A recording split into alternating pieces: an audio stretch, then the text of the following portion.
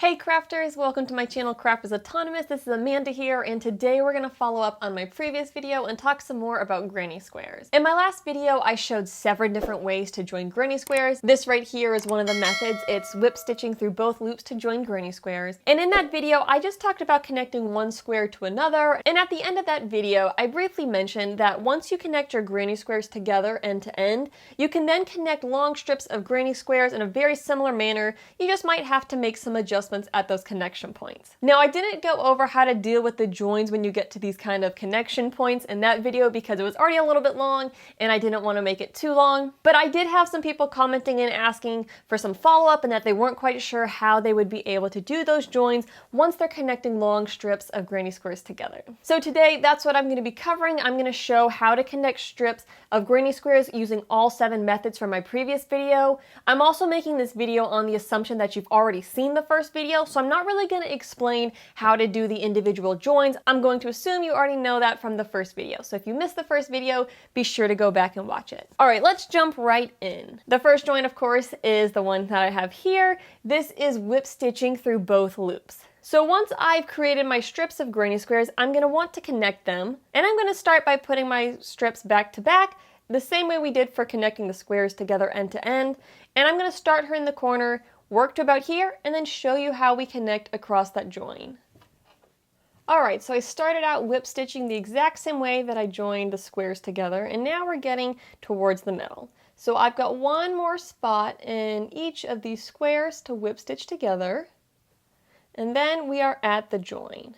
For this particular join, you can do one of two things. One option is to go through the corner on this side and the opposite side, like so, and go through the first corner on the next set of squares, like this. And then just continue on down.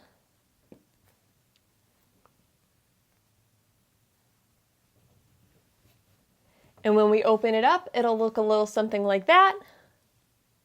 Another option, instead of going through the corners, is to go through the loops of the join itself that's in the corners. Now, this right here would normally be tied off at this point. Again, I'm not tying this off because I'm going to keep using these same squares for all the joins, but this would be tied off, and I could go under the end loop of the join between these two squares. And same on the opposite side. Go through the end loop of the join between the two squares of the second panel. So I could go through right there and not work in any of the corner spaces, and then go on to my next double crochet in my next granny square and keep working on down the side. That'll look a little something like that. There are a couple of extra strands sitting out here, but with this join you have those two options. You can either go through both pairs of corners, or you can just go through the join kind of along that seam and not go through any of the corners. The same exact thing applies for our second join method, which is going through just the back loop. So in the same manner, you can either go through the back loops of the corners in pairs. So you could go through just the back loops of these corners and go through just the back loops on this pair of corners. Or instead of going through the corners, you skip all the corners and go through the join and then continue working in just the back loop only. So it's almost the exact same, just we're going through the back loops. The third join method is slip stitching through both loops. And here you can see I've already started slip stitching my 2 longer panels of granny squares together. And I start this the exact same way that I would join a granny square to another granny square. So I've got 2 more stitches on this first set of blocks here, and then we'll be at that middle join part. And again, with this one you have the option to go through both pairs of corners. So the chain 1 space, these 2 right here, you could slip stitch and slip stitch in those 2 right there. Personally, I prefer to just go through the end loops of the join. So kind of where we slip stitched at the very end or the start of joining these 2 squares together, just insert under those threads somewhere. Same on the opposite side, go through a thread on the back and on the front of this back panel, just catching under some of the loops of the slip stitch for those 2. Slip stitch them right together. And then when I go on to the next pair of granny squares, I'm not going to work in the chain 1 corner. I'm going to go straight to the first double crochet on this square. Same thing with the back square. go to the first double crochet, start slip stitching from there. And then just keep working the way I showed in the previous video, and then treating the corners the same way. And that'll end up a little something like this. Now again, this one tends to create more of these ridges. It's very noticeable right now because I'm using the pink, but if you were using a matching color, it would blend in a lot more. This is what the center looks like. Again, a little messy because we haven't woven in those tails and because we're using the pink, but if you were using a matching color, it would blend in decently well. The fourth join is also involving a slip stitch, but this is where we work through just the back loops.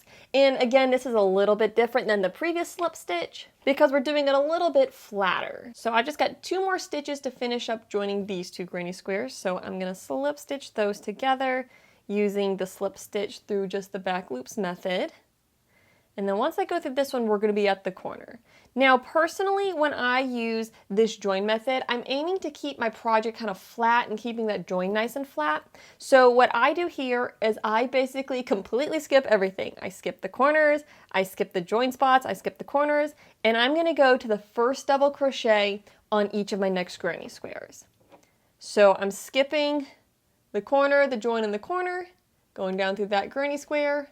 On this left panel, I'm also skipping the corner, the join in the corner, and going down through the first double crochet on this granny square, again going through just those back loops, so it's those inner ones there, and working a slip stitch. And then I'll work a few more of those and show you how this join looks. So the join turns out a little something like this. One thing I will mention is you can kind of get a little bit of like a hole or a gap there.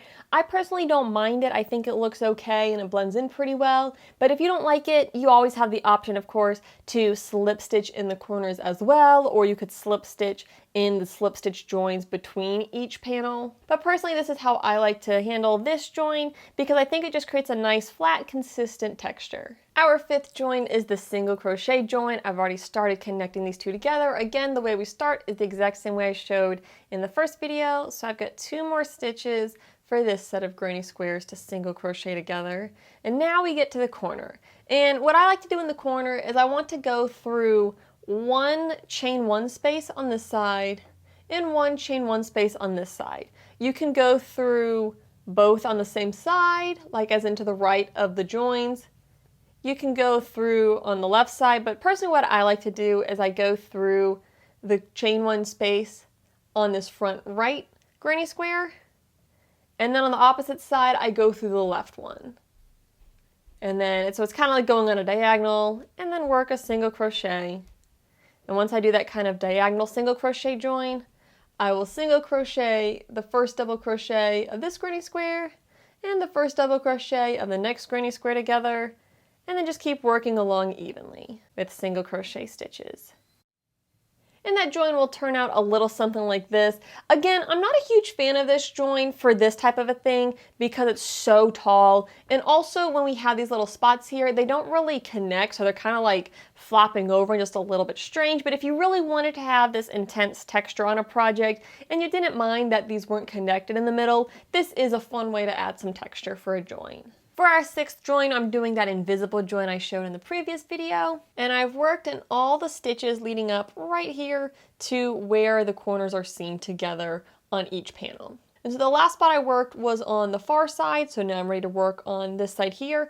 And basically what I'm going to do is I'm going to go under the same last 2 spots where the piece of yarn that seamed these 2 together goes.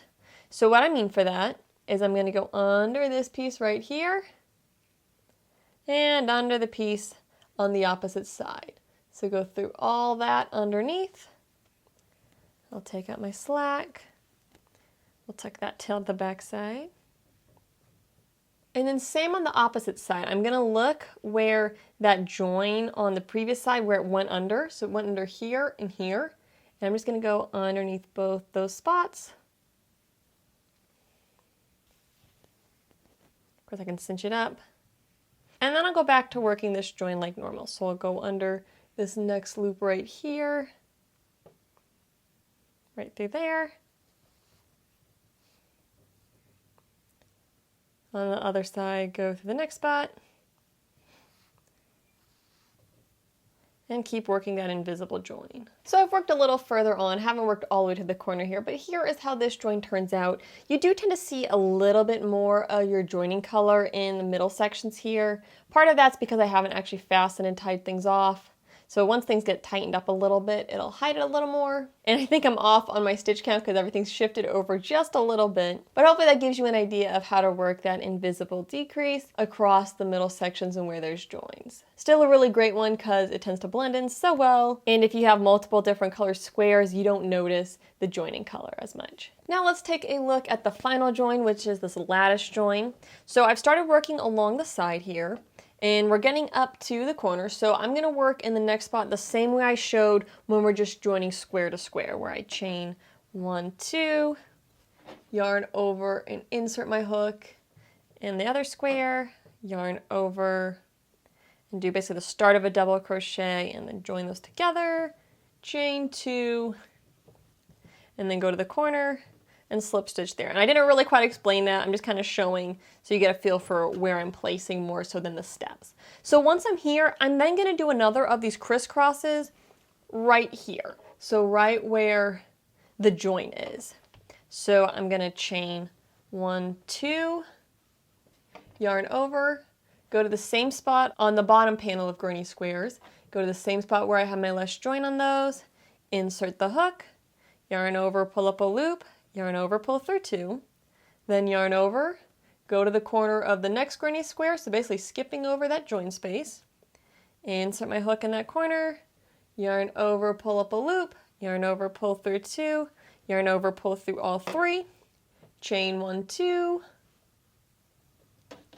go to my second set of panels, and I'm going to go to the corner of the next granny square, insert down through there, and slip stitch. So all the steps are the same that I did here and here, but I'm just working in the corners of these granny squares and the corners of these granny squares. And then I continue on just like normal.